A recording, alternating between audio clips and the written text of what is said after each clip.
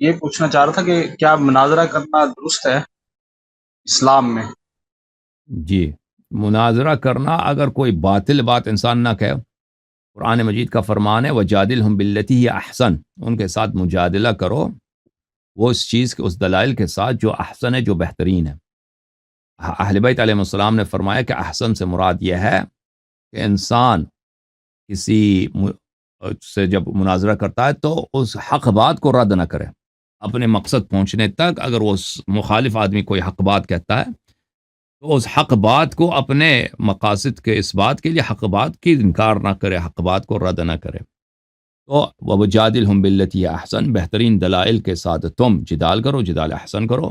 یہ اللہ تعالیٰ کا فرمان ہے، اور ہمارے رسول صلی اللہ علیہ وسلم نے مناظرے کیے ہیں۔ کتاب تفسیر امام حسن عسکری علیہ السلام میں مذکور ہے کہ رسول اللہ صلی اللہ علیہ وآلہ وسلم کے پاس بہت سارے لوگ آتے تھے، مناظرے کرتے تھے، ان کے دلائل بہترین توحید پر، رسول اللہ صلی اللہ علیہ وآلہ وسلم نے اس بات خالق پر جو دلائل بیان کے وہ ہمارے پاس موجود ہیں۔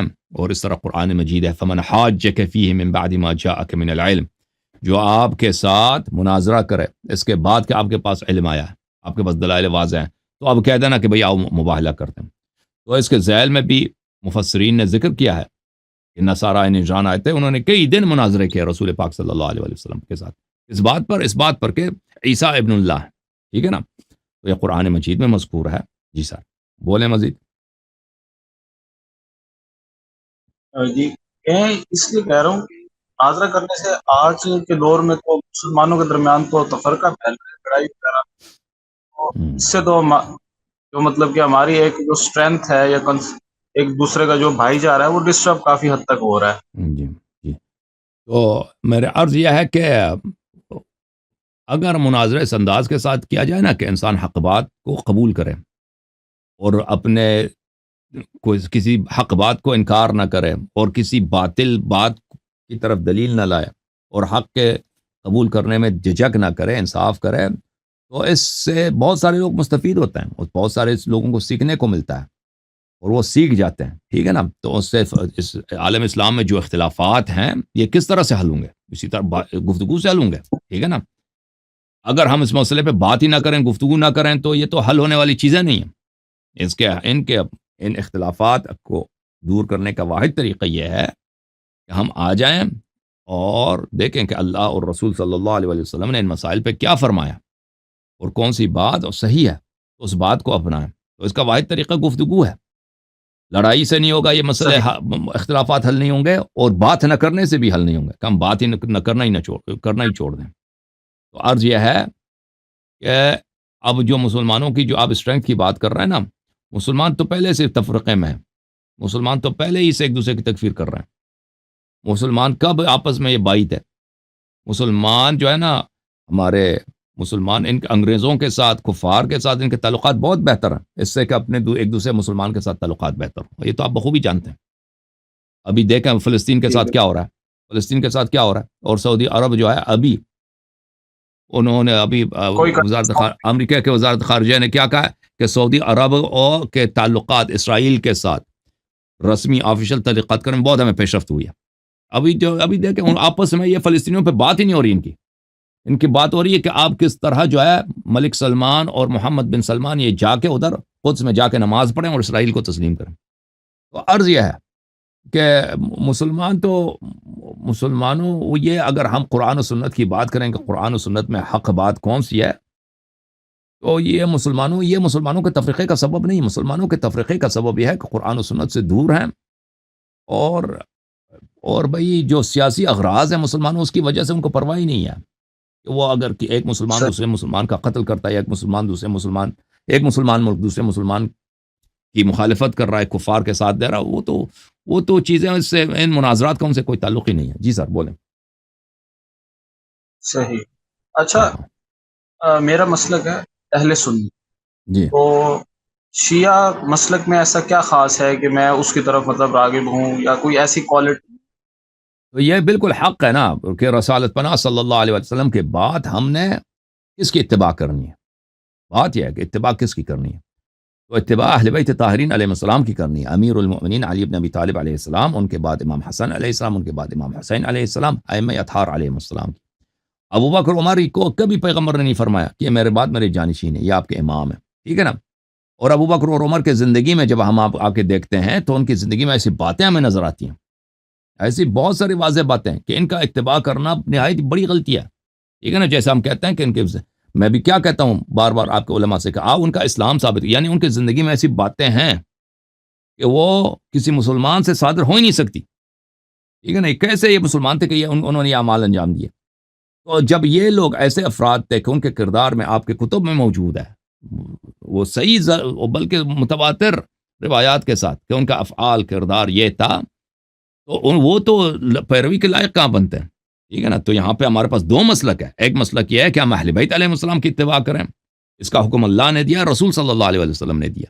ایک مسلک یہ ہے کہ ہم ابو بکر عمر اور عثمان اور صحابہ کی اتباع کریں، اس کا اللہ اور رسول صلی اللہ علیہ وسلم نے حکم نہیں دیا.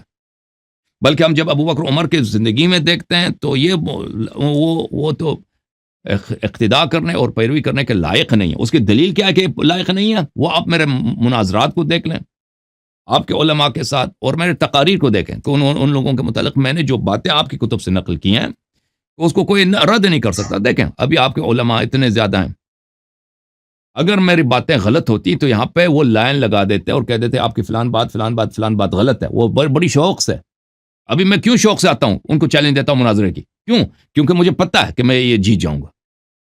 اگر مجھے پتا ہوتا نا کہ مجھے شرمندگی ہوتی تو لازمی بات ہے، اگر میرا موقف کمزور ہوتا، مجھے پتا ہے کہ میرا موقف کمزور ہے، تو میں تو شوق سے کسی کو چیلنج نہیں دیتا، میں تو اوائڈ کرنے کی کوشش کرتا. وہ تو ہر انسان کے یہی ہوتا ہے، نیچرل انسٹنکٹ یہی ہے کہ بھائی اس کو صحیح. شرمندگی نہ ہو، شکست نہ ہو. ٹھیک ہے نا. تو میں بھی یہی کرتا کہ بھائی میں کہتا ہوں بھائی مجھے پتا ہے کہ میرا موقف باطل ہے، میں اس کو اپنے مدعا کو ثابت نہیں کر سکتا، تو میں دلیل لانے سے کیسی جگہ میرے دلائل کا ٹیسٹ ہو اس سے بچنے کی کوشش کرتا.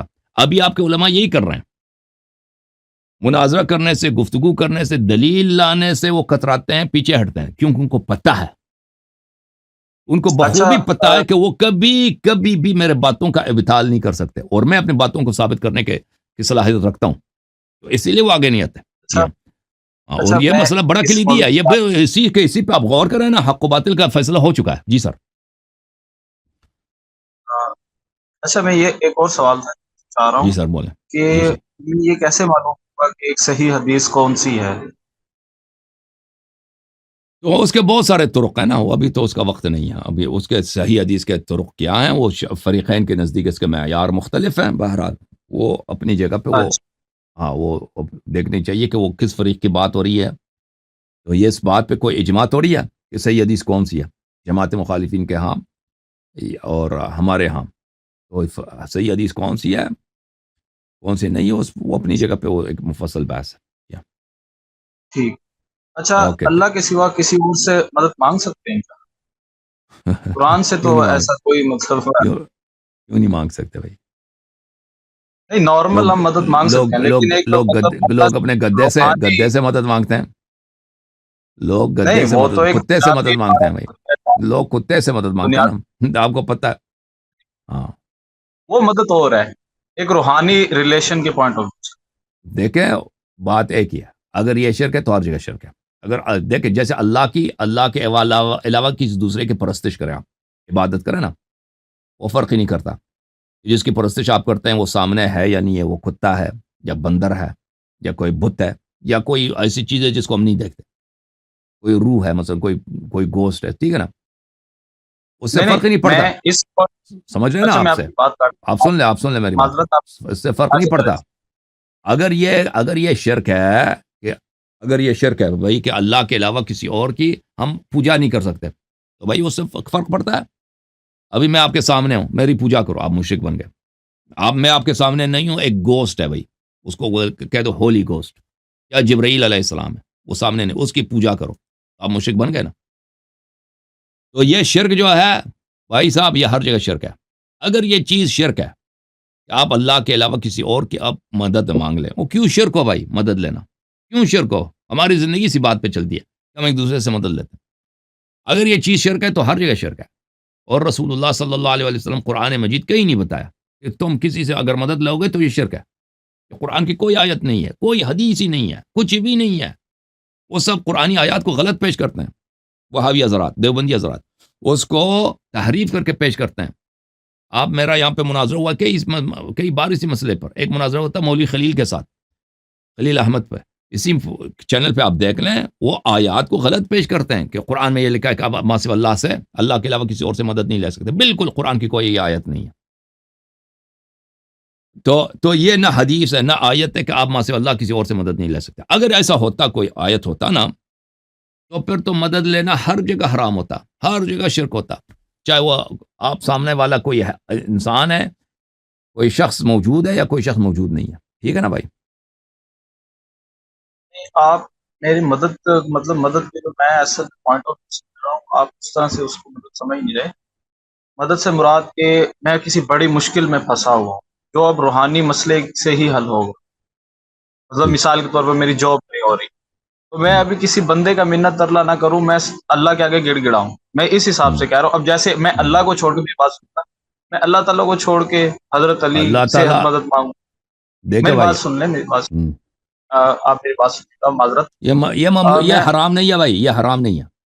اگر آپ کسی شخص سے مدد مانگیں یہ حرام نہیں ہے، مکروہ بھی نہیں ہے، شرک بھی نہیں. وہ شخص چاہے کافر ہے، کافر سے اب دیکھے مدد. آپ خود پاکستان میں آپ کے حکومت کا کیا کام ہے؟ اس کے ہاتھ میں ایک وہ کشکول ہے نا، سارا دن IMF کے پیچھے پڑا ہوا ہے، کفار کے پیچھے. غلط ہے نا، شرک نہیں ہے نا، شرک نہیں ہے. ٹھیک ہے، آپ کہہ سکتے ہو کہ یہ بے عزتی ہے، شرک نہیں ہے، حرام نہیں ہے. آپ کہہ دو بھائی بے عزتی ہے، ہمارا ملک فقیر ہے، ہماری بے عزتی ہو رہی ہے، لیکن یہ شرک نہیں ہے. آپ کسی سے نہیں. مدد لے لو، اب یہ شرک نہیں ہے بھائی.